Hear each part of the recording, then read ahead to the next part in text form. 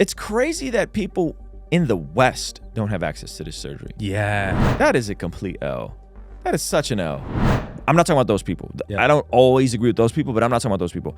I am talking about the people who, if you want people to care about this issue, you would package it in a way that makes it entertaining, shareable, a good story, feel good. And also, Ruslan. This is the most fascinating thing ever. This is so fascinating. There's layers to this. There's layers to this. And I am just so perplexed by all of it. Like, I don't know if I'm just not getting it, if I'm slow. So Mr. Beast does a video, he heals 1,000 blind people or whatever, gets their vision fixed, fronts the money for it. He healed them personally. He healed them personally, right? And we're going to talk about the main channel aspect of like him being the Antichrist, which is... That's going to be later today. That's going to be later today. But this entire debacle I find extremely fascinating. So let's go ahead and hit it. Is Mr. Beast a disgusting, exploitive monster, or is he a hero? Both of those arguments have been flying around the internet for over a day now. And that's because over the weekend, he uploaded a video titled 1,000 Blind People See for the First Time, where we see him work with a surgeon to perform an operation on blind and partially blind people that would allow them to get their vision back. They can't see, but we have all the technology to fix it. Yep, half of all the blindness in the world is people who need a 10-minute surgery. But the thing is, a lot of these people just don't have access to it or the money for it, even though it's life-changing. With a number of people sharing their stories to Mr. Beast and his team, you know, one person in the video saying blindness stopped them from working, another saying he's never been able to drive a car, but this procedure changed all that. And of course, because it's Mr. Beast, he didn't just stop at the surgeries. He gave one guy a Tesla, others got money. What does this say? You just won $10,000. Here you go. Hey. Oh my gosh. You also see him take this international with people from other countries also getting help. It's crazy that people in the West don't have access to this surgery. Yeah. That's sad. Mm-hmm. A 10-minute procedure? I was watching Christian Sagar and she said, no, I think it was Sagar. One of them said, you would think that in terms of having people be able to see with a 10-minute procedure, they would add to our output in our GDP. If we're talking strictly capitalistic, like forget the humanitarian aspect. Meaning we could cover it by government finances or some sort of healthcare situation because it would actually be a net positive financially for the government. Yes, it would be a net positive, and if the government ultimately needs more worker bees to continue output, to continue GDP, to continue the machine moving, why would they not want to get this going? Why would they not want as many people? If it's a 10-minute procedure and there's, I don't know how many people, I'm assuming hundreds of thousands of people in America that can't afford it, why would you not want to subsidize that? You know? Changing at least 1,000 lives. And largely the response to this video has been very, very positive. People saying it's heartwarming, it's amazing, but also others saying things like, are we going to start celebrating people with resources giving back to people for entertainment only? What an L take. Don't you want people with resources to give back? Yeah. Isn't that the whole point? Or is there no way people can win with these goobers? This is like leftist dogma has completely fried your brain. Yep. If you have money, that's bad. If you have money and you give it away, that's still bad. So then the logical conclusion is all people with money are bad and no one should have money ever. Well, yeah, and they're mad that he's doing it for quote unquote only entertainment. When in reality, wouldn't you want someone to leverage their most valuable skill, their most valuable platform to do something like this versus just like do it in secret? I mean, we'll get a little bit further in. I would say him doing this not solves a practical problem, but it also brings attention to this problem that many of us probably weren't thinking about now. Exactly. To people who agree to be in a YouTube video for him to monetize. How is that charity? And he just makes people dance on camera for basic human needs so he can make millions. As well as some that were split saying he makes a good impact, but he does it in a borderline or maybe not borderline unethical way that benefits himself more than anyone he could ever help. Giving should be a selfless act. That is a complete L. That is such an L. With some of the online discourse, courtesy of Distractify, to give you a little bit of flavor of what people were saying. Quote, if Mr. Beast truly wanted to do something good and truly cares about disabled people, he would not monetize their suffering and make them tap dance on video just so he can slap it up on YouTube. I'm tired of having to perform gratitude for wealthy people just to stay alive. I am disgusted by these people. Yeah. I'm genuinely disgusted because these are the people that you cannot win with. Yep. These are the people that think any profit is exploitation and anyone that makes any money is a bad guy. And they're like this is literally like your brain is fried. I'm not talking about, hey, maybe we could look at the Scandinavian nations and figure out more checks and balances and more safety nets for certain people to not have to, right? Reasonable arguments. We all pay a little more in taxes. Let's tax the billionaires so they don't have as many loopholes.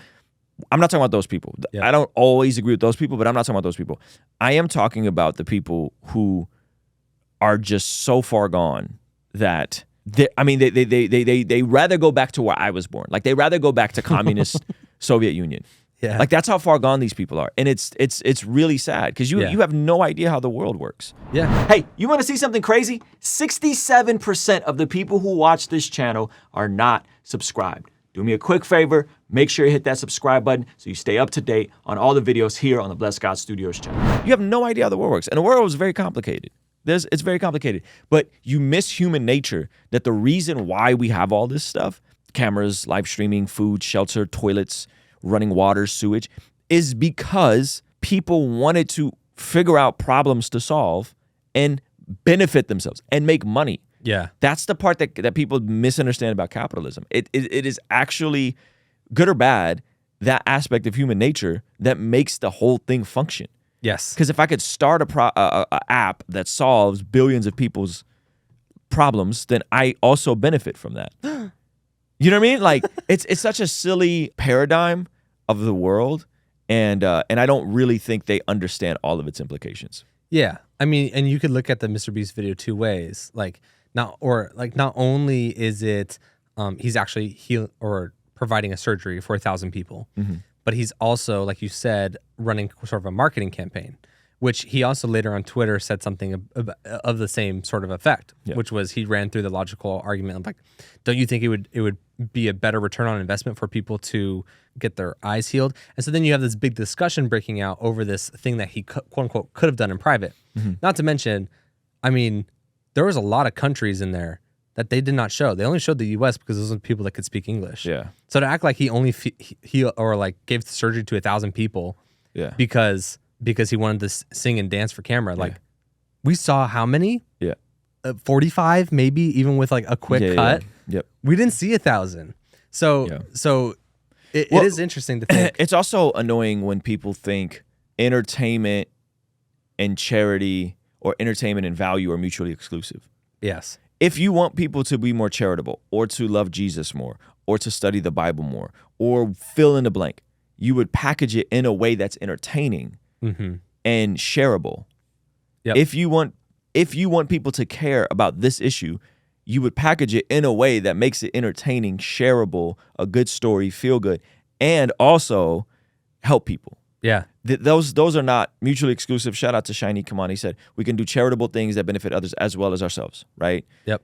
Yeah, it's not mutually exclusive. It's absolutely not mutually exclusive. So that's another thing where people get into like, is this entertainment or is this Bible study? It's like, it's both, you goober. Yeah. On purpose. Yeah. On purpose. If you want an unentertaining Bible study, go ahead and open up the Bible and read it. When's the last time you've been in a weekly Bible study? Yeah, when was the last time you went to Bible study? Like you're here watching a video that's packaged in an interesting way and it's helping you, but you have the gall to ask like, is this Christian TMZ? No, goober. I just put someone in the thumbnail that you cared about and I packaged it with a biblical principle. You're here. You know what I mean? You're here. We got you here. Like, so I think that's a mistake. It wasn't a mistake that you clicked on this thumbnail. So I think that's the part that's just again, it's just I just don't think people understand their own nature and understand that sometimes you put the medicine in the candy. Like sometimes sometimes you do things to appeal to that, like, oh, what's the tea? What's the sauce? What's the drama? And then you get into the video and you go, oh, okay. Like this is actually you know? It's so silly. I think we're also it's an interesting time. It seems like Mr. Beast is aging up his content a little bit. Like it's from first to take their hand off a private jet, wins the private jet. Now it's like, all right, what can I do that, you know, is more beneficial? It maybe reaches an older audience, like, or maybe is aging up with him as well. And if you watch the video too, it has some sort of elements that you would see from like a My 600 Pound Life, like a TLC kind of a happy story type of vibe, but still with this high paced energy of YouTube and it's still in a Mr. Beast style. So I do think it's interesting to think like, where is he going with like his content? You know, and also I think this is probably just the first pass.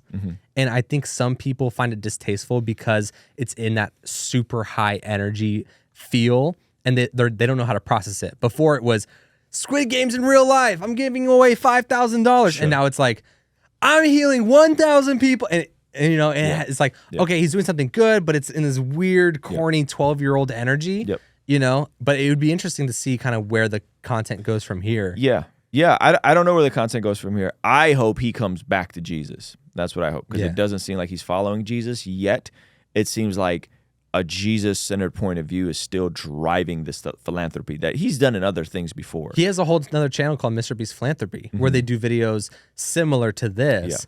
But it's interesting that now that's making to the main channel. I wonder if he's going to be focusing more on sort of net positive, like actual impactful stuff. I hope so. And then maybe behind the scenes that is also causing some sort of deeper thought, philosophical thought that would lead him to Jesus. I don't know how deep it is. I think we take for granted how much we borrow from God and try to remove God from the equation. Yeah. You know what I mean? Like, this is directly borrowing from Matthew 25, caring for the least of these. Do if it's in your if you have the opportunity to do good to people, do good to them. This is directly from Scripture. And I find it unfortunate where, again, I don't know where he is with the Lord currently. I believe he's kind of more of an agnostic now, but he grew up Christian with the fish on his YouTube banner and John 3:16 and all these things. He was very overtly Christian initially. It seems like he's drifted from that. I don't know. But I think it's funny that we don't connect that, like, bro, you growing up in a Christian saturated worldview is I would assume is what's driving this good work you're doing, yet you want to disconnect it. And that's a bummer, because you shouldn't disconnect it. That is, even if you say, I'm not sure about if the resurrection literally happened, but I know that Jesus has inspired Western civilization so much. More of a Jordan Peterson view. I would respect that more than just like, I'm never going to talk about my faith ever again. Yeah. Like, what? Yeah. Even if Mr. Beast is going to go on a podcast and say, I mean, I grew up Christian, not so sure about it now, you know, but you can't deny that Jesus did a lot of really good, and he inspired an idea of like, what would it be like to heal 1,000 people in today's context? You know, and then you're like, oh, okay, that also sounds like heresy, but, you know, but cool. Like, at least he's admitting that it's inspiring Mr. Beast's philanthropy and stuff like that. Yeah. Hey, this clip is from our daily after party stream. If you enjoyed it, consider signing up for our Patreon community for only $5 a month, where you get access to the replays of our daily after party streams, as well as the uncut extended versions of our podcast, Discord access that's private, and a discount code for our merch store, only $5 a month. And ultimately, it's the best way to help us contextualize the gospel of Jesus using media, podcasting, and of course, YouTube. The link for that is in the description or in the pinned comment. The perks are amazing. You should get on there. It's only $5 a month. I'll see you over there, all right? Peace.